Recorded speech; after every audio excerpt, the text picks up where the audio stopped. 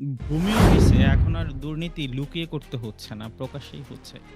CCTV camera আছে, মানুষের হাতে স্মার্টফোন আছে, ভিডিও হচ্ছে, সামাজিক যোগাযোগ মাধ্যমে ছড়িয়ে পড়ছে। তারপরও যেন কারো কোনো ভয় নেই। প্রশ্ন হচ্ছে কেন? কেন নেই? কারণ অপরাধের চেয়ে বড় হয়ে উঠেছে শাস্তির দুর্বলতা। যারা হাতে নাতে ধরা পড়ছেন, যাদের বিরুদ্ধে ভিডিও প্রমাণ রয়েছে, তাদের অনেকের ক্ষেত্রেই দেখা যাচ্ছে সর্বোচ্চ ব্যবস্থা হিসেবে দেয়া হচ্ছে একটি পরিচিত শব্দ, সাময়িক বরখাস্ত। অর্থাৎ জনগণের কাছ থেকে ঘুষ নেয়ার ভিডিও ভাইরাল হওয়ার পরও অনেকের চাকরি যাচ্ছে না, ফৌজদারি মামলা হচ্ছে না, অবৈধ সম্পদ জব্দ হচ্ছে না। ফলে স্বাভাবিকভাবেই প্রশ্ন ওঠে, এটা কি শাস্তি নাকি ভবিষ্যতে দুর্নীতির জন্য এক ধরনের নিশ্চয়তা? আজ আমরা সাম্প্রতিক কয়েকটি আলোচিত ঘটনা বিশ্লেষণ করব। দেখব কিভাবে একই ধরনের অপরাধের পর একই ধরনের প্রতিক্রিয়া বারবার দেখা যাচ্ছে।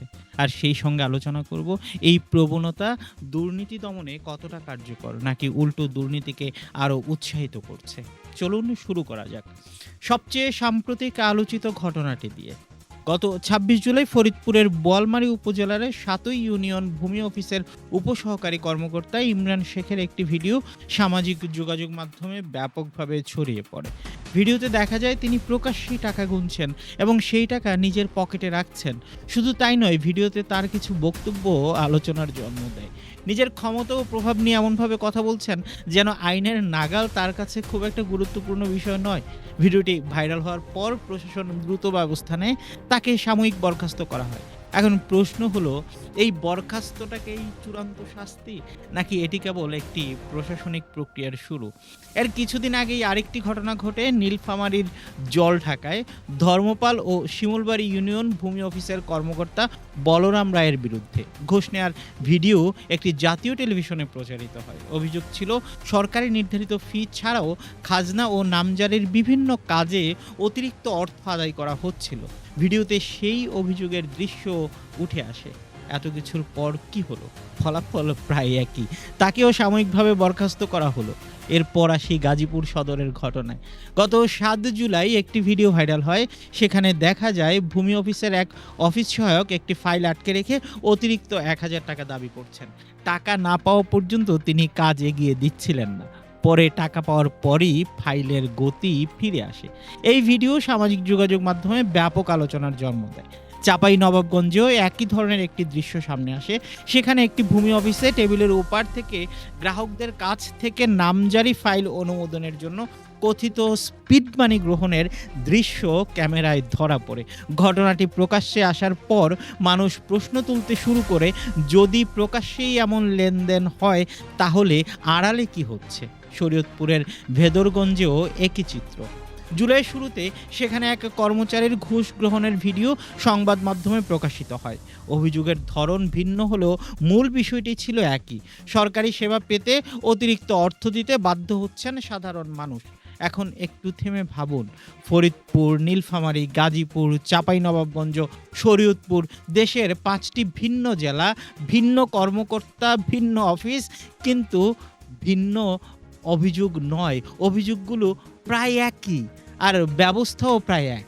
এখানেই সবচেয়ে গুরুত্বপূর্ণ প্রশ্নটা আসে, এই ঘটনাগুলো কি বিচ্ছিন্ন, নাকি এগুলো একটি বড় সমস্যার লক্ষণ?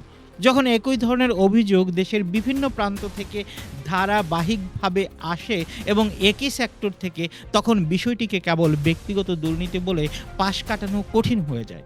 তখন প্রশ্ন উঠে, ব্যবস্থার কোথাও কি এমন দুর্বলতা রয়েছে যা অপরাধীদের মনে শাস্তির ভয় কমিয়ে দিচ্ছে? এখন আসা যাক সাময়িক বরখাস্ত বিষয়টিতে। অনেকেই মনে করেন কাউকে সাময়িকভাবে বরখাস্ত করা মানেই তার চাকরি শেষ। বাস্তবতা কিন্তু ভিন্ন। সাময়িক বরখাস্ত একটি অন্তর্বর্তী প্রশাসনিক ব্যবস্থা। সাধারণত তদন্ত চলাকালে কোনো কর্মকর্তাকে দায়িত্ব পালন থেকে বিরত রাখার জন্য এটি করা হয়। এটি চূড়ান্ত শাস্তি নয়।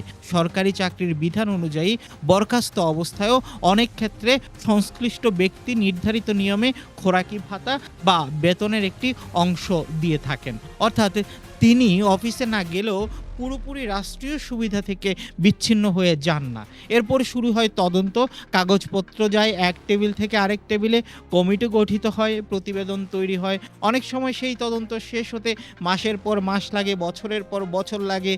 দীর্ঘ সময় পেরিয়ে গেলেও জনমনের আলোচিত ঘটনাগুলো ধীরে ধীরে চাপা পড়ে যায়।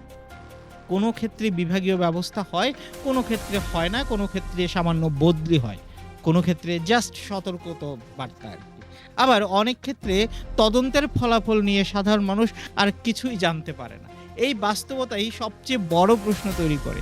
যদি একজন সরকারি কর্মচারী মনে করেন ধরা পড়লেও বড়জোর কিছুদিন বরখাস্ত থাকবেন, পরে আবার চাকরিতে ফিরে আসবেন, তাহলে শাস্তির ভয় কতটা কার্যকর থাকবে? অপরাধ বিজ্ঞানে একটি গুরুত্বপূর্ণ বিষয় হলো শাস্তি শুধু হয় যথেষ্ট নয়, শাস্তি এমন হতে হবে যাতে ভবিষ্যতে অপরাধে নিরুৎসাহিত হয়।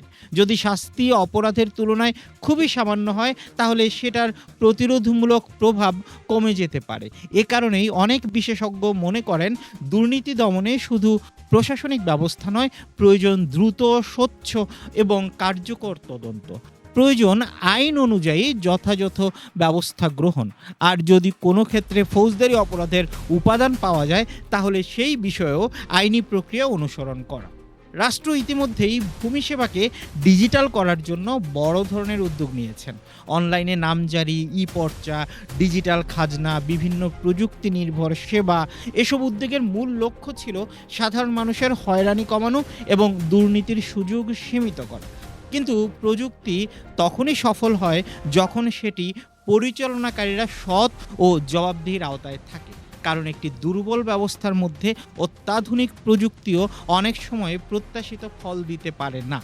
সবশেষে একটি কথাই বলা যায়, ভূমি অফিসে কর্মরত হাজারো সৎ কর্মকর্তা কর্মচারীর পরিশ্রমকে প্রশ্নবিদ্ধ করে দেয় অল্প কয়েকজন অসাধু ব্যক্তির কর্মকাণ্ড। আর যখন প্রকাশ্যে ভিডিও প্রমাণ থাকার পরও মানুষ দৃশ্যমান ও কার্যকর বিচার দেখতে পান না, তখন রাষ্ট্রীয় প্রতিষ্ঠানের উপর আস্থাও ক্ষতিগ্রস্ত হয়। তাই প্রশ্নটি এখন শুধু ঘুষের নয়, প্রশ্নটি জবাবদিহিতার, প্রশ্নটি আইনের সমান প্রয়োগের। আর এই প্রশ্নটি হলো দুর্নীতির বিরুদ্ধে রাষ্ট্র কি এমন বার্তা দিতে পারছে যাতে ভবিষ্যতের অপরাধীরা সত্যিই ভয় পায়, নাকি গুরু পাপে লঘুদণ্ড সংস্কৃতি অজান্তে দুর্নীতিকে আরও সাহসী করে তুলছে? আপনার কি মনে হয়, বর্তমান ব্যবস্থায় কি দুর্নীতি দমনে আরও কঠোর ও কার্যকর পদক্ষেপ প্রয়োজন, নাকি বিদ্যমান ব্যবস্থাই যথেষ্ট? আপনার মতামত জানাতে পারেন।